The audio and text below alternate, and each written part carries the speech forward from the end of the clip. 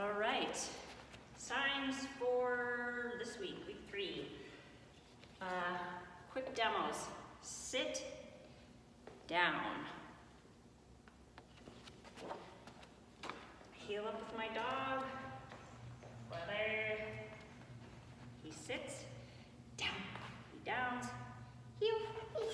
We walk away. Good boy. You did a good job. It's a CKC sign. It's not in Caro, but I want you to learn it anyway. Down and stop literally just means walk up and down without sitting first. Come here, pups. So we heel up to the sign, down. Ooh, that's not what you want. All right, heel up to the sign, down, into a down. Should have brought you a cookie.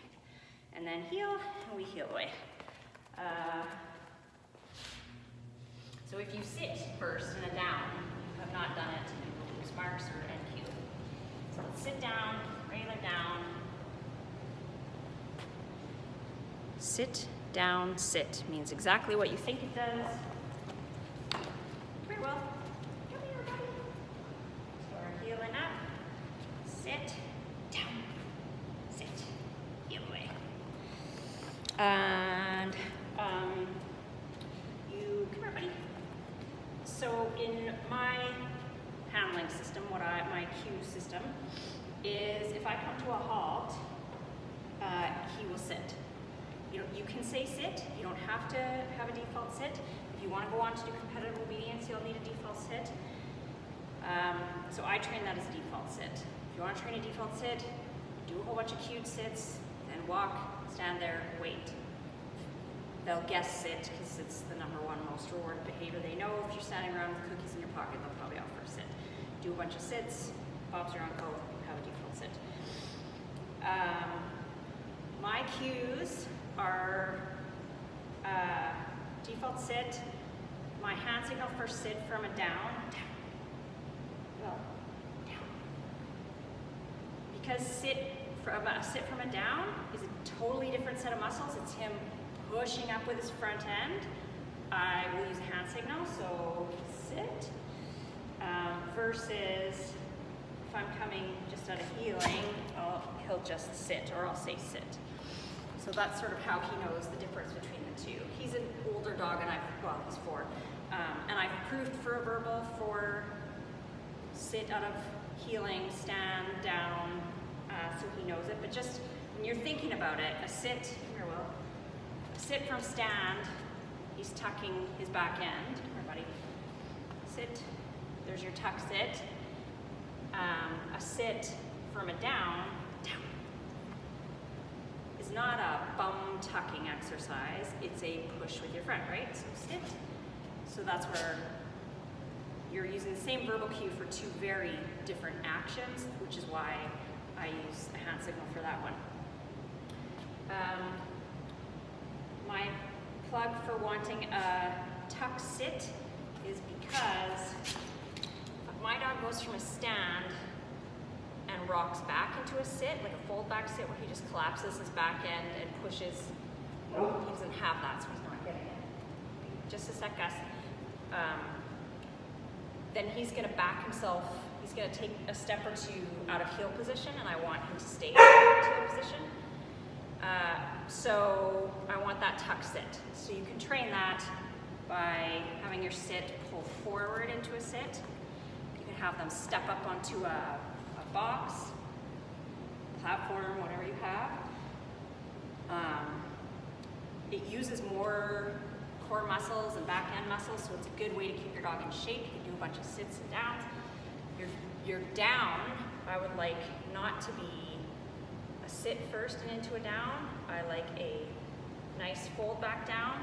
I would prefer my dog to be able to change all his positions, keeping his front legs still. So he can go from a stand, keep his legs still, to a sit, to a stand, front leg stays still, to a down, without moving. That way he can do all his position changes in heel without stepping forward out of heel position or backing up into lagging. That just lets me keep a nice, perfect position as I do my horse. So I really just teach those with Lori. He goes down with a cookie on an angle, or he's pulling forward and tucking his bum into a sit. If you don't care about those differences, no skin off my nose, you can get plenty of decent scores without having a tuck, sit, and a fold back down. You can have your dog take a step behind you, they'll probably catch up in 2 strides of healing anyway. So if you're an obedience nerd and you want those precise positions, teach them. If you don't, that's okay too. Had lots of dogs who didn't have those and got great scores.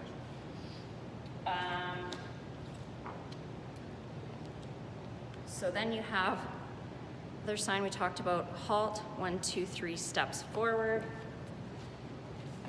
Very well. I know, late, tired. So sit. Then we do 1 step. He sits. 1, 2. He sits. Heel. 1, 2, 3. He sits. And you're done. And we heel away.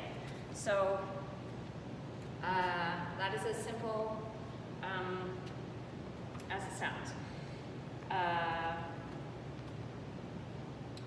You can say, if you don't have a default sit in rally, that is just fine. You can say, you can do your halt, then you can do 1 step and say sit, 1, 2, sit, 1, 2, 3, sit. That's fine. You're not deducted for that. That's totally fine. Lots of people do that.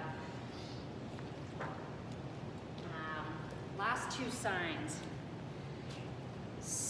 Oops, sorry. Sit, walk around. These are your stays. A sit, walk around, and a sit, down, walk around. These are just exactly what they sound like. Come here, Will. We heel up. He sits. I walk around him while he stays in position. And heel, and we go. Or, I know it's late. You're such a good dog. I know. Come here. Sit. Down. And walk around. I'm so tired. You're a good fella. And we heel away. So a note about handling systems, like I said, for me, sit, down, and stand mean they have an implied stay. I don't use a stay cue, but you absolutely can. One thing to be careful of is my physical cues to my dog that we're healing. I start with my left foot and I have my left broken wing arm. That tells my dog we're healing.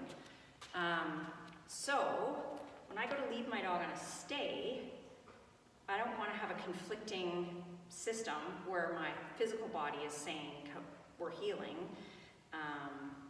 but I've said stay. Or for me, I haven't said stay, I've just said down, or whatever it is. So my dog comes up, he gets into position. When I'm leaving him in a stay, my broken wing arm goes down, and I start with my right foot. So it just is an extra way for my dog to know he's not coming beyond that I didn't say heel. So sit, walk around, down, walk around, sit, down, down, sit, down, sit, and 1, 2, 3 steps forward. So that is it. Homework for the week. Keep working on your nice perch work to have nice turns. Hopefully you, or if you want, you can be working on a 360 this way, counterclockwise, a 360 clockwise, and come here, having your nice tight turns. Oh wow, that was not very tight, but anyway, having your nice turns so that you can have good courses. Duration of healing, building up the muscles and the attention for doing longer healing patterns. Keep it light, keep it fun. You know, maybe you're doing 2 steps, send them away, set up again, 3 steps. Another just a little tidbit of handling advice is I don't want to be giving my dog cues if I don't already have their attention. And I generally, it's my dog's job to pay attention. It's my job to make it worth his while to pay attention. So if I'm coming up to a sign or I'm training, I'm not going to say sit or down or whatever it is if he's looking the other way. I'm going to wait for him to re-engage. Depending where I'm at in training, I might be paying him for re-engaging with me. Or he re-engages with me, I cue a behavior, and he gets his cookie. But you know, the way we work it, he's sort of working me. He looks at me, that's our opportunity to go off and heal or, you know, work on our behaviors. And it just builds that focus. So yeah, healing, turns, sits, downs, and simple stays where you walk around. Doesn't mean your only stay work should be walking around, but proof a sit stay and a down stay.